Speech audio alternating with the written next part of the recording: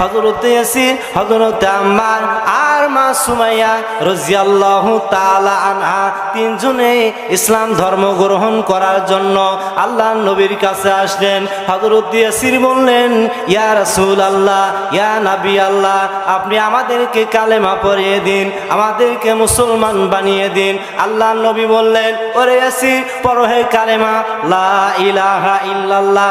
হযরত ইয়াসির কালেমা পড়া শুরু করে দিলেন। হযরত ইয়াসির কালেমা পড়া শুরু করে দিলেন। হযরত আম্মারও কালেমা পড়া শুরু করে দিলেন। মা সুমাইয়া কালেমা পড়তে লাগলেন। আল্লাহর নবী সাল্লাল্লাহু আলাইহি ওয়াসাল্লাম হযরত ইয়াসিরকে ডাক দিয়ে বললেন, ওরে ইয়াসির, কালেমা তো পড়লে, কালেমা গোপন করে রাখবে, কারণ মক্কার বেঈমান আবু জেহেল, উতবা, সাইবা এরা কালেমা পড়া মানুষগুলিকে ভীষণ কষ্ট দেয়। ওরে ইয়াসির, তুমি কালেমা গোপন করে রাখবে, তুমি প্রকাশ করবে না। হযরত ইয়াসির ঈমানের বলে বলিয়ান হয়ে বললেন, ইয়া রাসূলুল্লাহ, ইয়া নবী আল্লাহ, আমি তো কালেমা গোপন করে রাখতে পারবো না, কারণ আমি কালেমা প্রকাশ্যভাবে পড়েছি। আমি আবু জেহেলকে ভয় করি না, আমি উতবা, সাইবাকে ভয় করি না। আমি যদি মারা যাই, শহীদ হয়ে যাব, শহীদ হয়ে গেলে আমার জন্য জান্নাত ওয়াজিব হবে। ইয়া রাসূলুল্লাহ, ইয়া নবী আল্লাহ, আমি কালেমা গোপন করে রাখতে পারবো না। আমি যদি মারা যাই, আমি শাহাদাত বরণ করব। আল্লাহ বলেন, ওয়ালা তাকুলু লিমান ইউকতালু ফি সাবিলিল্লাহি আমওয়াত বাল আহইয়াউ ওয়ালাকিন লা তাশউরুন। আল্লাহ বলেন, ও হে দুনিয়ার মানুষেরা, যারা আমার পথে জীবন দেয় তাদেরকে তোমরা মৃত্যু বলো না। আল্লাহ বলেন, আমার কাছে তারা জিন্দা রয়েছে, কিন্তু তোমরা তা বোঝো না। অন্য আয়াতে আল্লাহ বলেন, আমি আল্লাহ তাদের রিজিকের ব্যবস্থা করে থাকি। হযরত ইয়াসির কালেমা পড়া শুরু করে দিলেন। কালেমা পড়তে পড়তে হযরত ইয়াসির আসতেছিলেন। বেঈমান আবু জেহেলের সাথে সাক্ষাৎ হয়ে গেল, মোলাকাত হয়ে গেল। আবু জেহেল কয়, ওরে ইয়াসির, তুমি কোথায় গিয়ে? আমি মুসলমান হয়েছি। আল্লাহ নবী সাল্লাল্লাহু আলাইহি ওয়াসাল্লাম কালেমা পড়ে দিয়েছেন। বেঈমান আবু জেহেল কয়, ওরে ইয়াসির, এখনো সময় আছে, কালেমা পড়া বাদ দাও। তুমি যদি কালেমা পড়া বাদ না দাও, ওই যে জীবন্ত দুইটা উট আছে, দুই উটের সঙ্গে তোমার দুই পা বেঁধে দিয়ে হত্যা করব। দুই উটের সঙ্গে তোমার দুই পা বেঁধে দিয়ে হত্যা করব। ডান পাশে একটা উট গো ভাই, বাম পাশে একটা উট। হযরত ইয়াসিরের ডান পাটা ডান পাশের উটের সঙ্গে লোহার শিকল দিয়ে মজবুত করে বেঁধে ফেললো। বাম পাশের পাটা বাম পাশের উটের সঙ্গে মজবুত করে লোহার শিকল দিয়ে বেঁধে ফেললো। এবার বেঈমান আবু জেহেল বলতে লাগলো, ওরে ইয়াসির রে, এখনো সময় আছে রে, কালেমা পড়া বাদ দাও, এখনো সময় আছে, কালেমা পড়া বাদ দাও। তুমি যদি কালেমা পড়া বাদ না দাও, এখনোই জীবন্ত দুইটা উট তাড়িয়ে দেব, তুমি ছিঁড়ে ছিঁড়ে দুই টুকরা হয়ে যাবে। হযরত ইয়াসির বললেন, ওরে আবু জেহেল, তুমি কাকে মরণের ভয় দেখাও? আমার জীবনের মালিক আল্লাহ, আমার মরণের মালিক আল্লাহ। আমি তো তোমারে ভয় করি না, আমার জীবনের মালিক, মরণের মালিক আল্লাহ। আমি আমার জীবন দিতে কোনো পরোয়া করি না। আল্লাহ বলেন, কুল ইন্না সলাতি ওয়া নুসুকি ওয়া মাহইয়ায়া ওয়া মামাতি লিল্লাহি রাব্বিল আলামিন। আল্লাহ বলেন, নবী গো, আপনি বলে দিন, ইন্না সলাতি, নিশ্চয় আমার সলাত, ইন্না সলাতি ওয়া নুসুকি, আমার কুরবানি, ওয়া মাহইয়ায়া ওয়া মামাতি, আমার জীবন মরণ সব কিছু আল্লাহর জন্য। হযরত ইয়াসির বললেন, আমার জীবনের মালিক আল্লাহ, আমার মরণের মালিক আল্লাহ, আমি তো কাউকে ভয় করি না। বেঈমান আবু জেহেল, পাষাণ্ড আবু জেহেল, ওর হৃদয়ে নেই কোনো দয়া, হৃদয়ে নেই কোনো মায়া। হযরত ইয়াসির প্রথমবার কালেমা পড়লেন, দ্বিতীয়বার কালেমা পড়লেন, তৃতীয়বার ইল্লাল্লাহ পর্যন্ত যেতে না যেতে বেঈমান আবু জেহেল পড়া মেরে জীবন্ত দুইটা ওট দুই দিকে তাড়িয়ে দিল, জীবন্ত দুইটা ওট দুই দিকে ছুট দিল, জীবন্ত দুইটা ওট দুই দিকে দৌড় দিল। সঙ্গে সঙ্গে হযরত ইয়াসির ছিঁড়ে ছিঁড়ে দুই উটের সঙ্গে দু টুকরা হয়ে গেলেন। ইন্না লিল্লাহি ওয়া ইন্না ইলাইহি রাজিউন। এবার বেঈমান আবু জেহেল আম্মারকে ডাক দিয়ে বলছে, ওরে আম্মার রে, তুমি তো দেখলে রে তোমার চোখের সামনে তোমার জন্মদাতা পিতা দুনিয়া থেকে চিরবিদায় হয়ে গেল, ছিঁড়ে ছিঁড়ে দুই টুকরা হয়ে গেল। ওরে আম্মার, তুমি কি কালেমা ছেড়ে দিবে না? হযরতে আম্মার ইমানের বলে বলিয়ান হয়ে বললেন, ওরে আবু জেহেল রে, যে কালেমা পড়ার কারণে আমার পিতা শাহাদাতের পেয়ালা পান করেছেন, দুনিয়া থেকে চিরবিদায় হয়ে গেলেন, আমি আম্মার সেই কালেমা পড়তে লাগলাম। হযরতে আম্মার কালেমা পড়া শুরু করে দিলেন। বেঈমান আবু জেহেল হযরতে আম্মারের জিহ্বাটা টেনে ধরলো আর বলল, ওরে আম্মার, এখনো সময় আছে, কালেমা তুমি ছেড়ে দাও।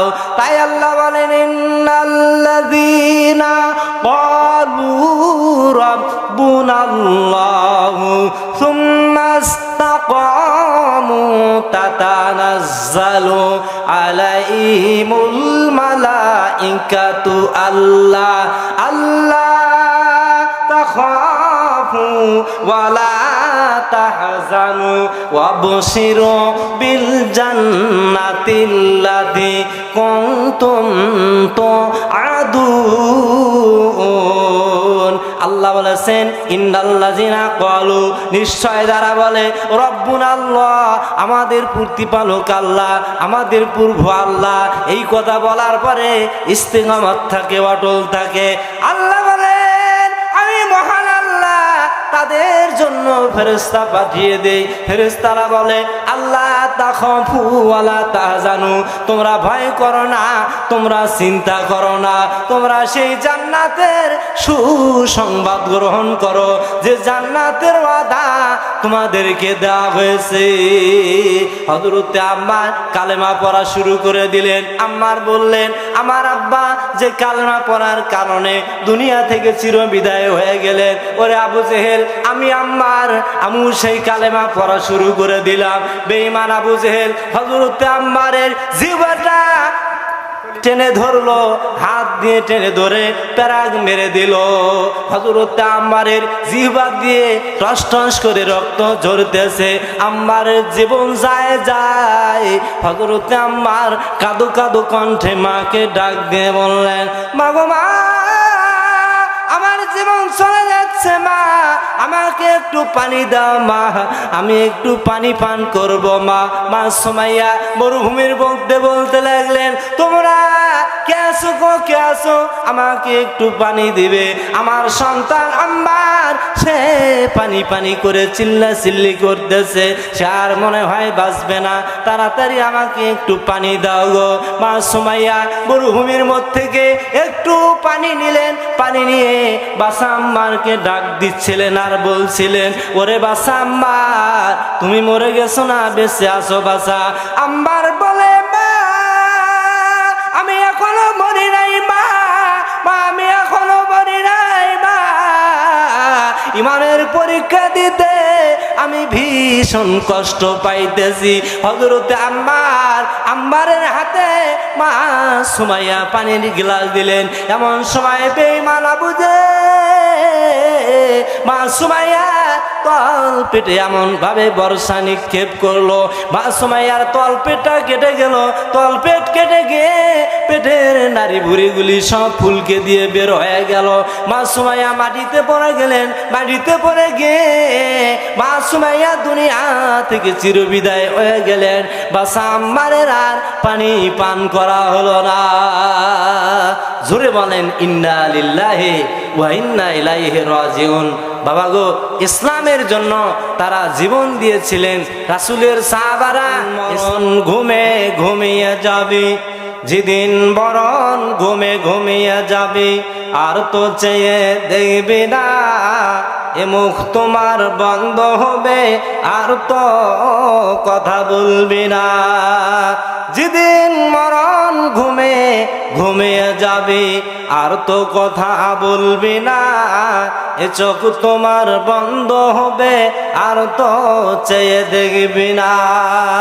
হে কবরের মাটি, চিরদিন তোমার ছবি আমি হৃদয়ে রাখি।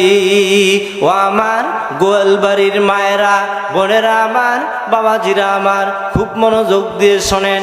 যেদিন আপনি মারা যাবেন, মারা যাওয়ার পরে ঘরের মধ্যে আপনাকে 1 ঘন্টাও রাখবে না, আধা ঘন্টাও রাখবে না, 20 মিনিটও রাখবে না। তাড়াতাড়ি ঘর থেকে বের করবে। ঘর থেকে বের করে সুন্দর করে গোসল দিবে। গোসল দিয়ে কাফনের মধ্যে রাখবে। রাখার পরে আপনার পাড়া প্রতিবেশী, আত্মীয় স্বজন, আপনার ছেলে মেয়ে, ভাই ব্রাদার সবাই কান্না করতে থাকবে। আরে আমার মা বিদায় হয়ে গেল, আরে আমার বাবা বিদায় হয়ে গেল, আরে আমার ভাই বিদায় হয়ে গেল। অনেকেই কান্নাকাটি করবে। কান্নাকাটি করা যাবে না, হাদিসে নিষেধ আছে। সবাই কান্নাকাটি করবে, কান্নায় ভেঙ্গে পড়বে। আল্লাহর নবী, মহানবী সাল্লাল্লাহু আলাইহি সাল্লাম বলেছেন, ওই মৃত্যু ব্যক্তি শুনতেও পারবে না, মৃত্যু ব্যক্তি দেখতেও পারবে না। বাবা গো, ঘুমটা এটা মৃত্যু। আমরা প্রতিদিন রাতে ঘুমাসি না? ঘুম আসার পরে ডানে কি হয় আমরা জানি, বামে কি হয় জানি না। এই জন্য ঘুমটাকে বলা হয়েছে আল ওয়াফাতুস সুগরা, ছোট মৃত্যু। মৃত্যুটাও এই ঘুমের মতো। বাবাজিরা আমার, খুব মনোযোগ দিয়ে শোনেন। আল্লাহর নবী, মহানবী সাল্লাল্লাহু আলাইহি সাল্লাম বলেছেন, কবর প্রতিদিন বলতে থাকা না বাইতুল গোরবাতে, আমি হলাম নির্জুত কুটিরের ঘর। দুনিয়ার মানুষ রে, আমি হলাম নির্জন কুটিরের ঘর। আনা বাইতুল ওয়াহদাতে, আমি হলাম একক ঘর। ভাই মারা গেলে ভাবি তার সাথে কবরে যায় না, বাবা মারা গেলে মা তার সাথে কবরে যায় না, মা মারা গেলে বাবা তার সাথে কবরে যায় না, নানা মারা গেলে নানি তার সাথে কবরে যায় না, নানি মারা গেলে নানা তার সাথে কবরে যায় না, দাদা মারা গেলে দাদি তার সাথে কবরে যায় না, দাদি মারা গেলে দাদা তার সাথে কবরে যায় না। কবর বলে, দুনিয়ার মানুষ রে, আনা বাইতুল ওয়াহদাতে, আমি হলাম একক ঘর, আমার কোনো সাথী সঙ্গী নাই। কবর বলতে থাকে, আনা বাইতুত তুরাবে, আমি হলাম মাটির ঘর। কবর প্রতিদিন বলতে থাকে, আনা বাইতুদ দুধ, আমি হলাম পোকামাকড়ের ঘর। কবর প্রতিদিন মানুষকে ডাকতে থাকে, কিন্তু আমরা মানুষ কবরে যাওয়া লাগবে এই ভয় আমাদের নাই। জোরে বলেন, কথা ঠিক না ঠিক? বাবা গো, কবর কিন্তু সহজ জায়গা না, কবর কঠিন জায়গা। কবর হলো কঠিন ঘর, দরজা জানলা নাই কথার। কবর হলো কঠিন ঘর, দরজা জানলা নাই কথার। থাকতে হবে একা একাই, সঙ্গী নাই। মুনকার নাকির আসিয়া, মুর্দাই তুলবে বসিয়া। মুনকার নাকির আসিয়া, মুর্দাই তুলবে বসিয়া। জিজ্ঞাসা করিবে তারে আরবিতে, জবাব দিলে শান্তি ভাই, নইলে মুর্দারে হাই নাই। লোহার ডান্ডা মারবে মুর্দায়, যাবে ফাটিয়া। কবর হলো কঠিন ঘর, দরজা জানলা নাই কথার। থাকতে হবে একা একাই, সঙ্গী নাই। কি বাবাজি, কবরে কোনো সাথী আছে, কোনো সঙ্গী আছে? কোনো সাথী সঙ্গী নাই। এই দুনিয়া ছেড়ে আমরা একদিন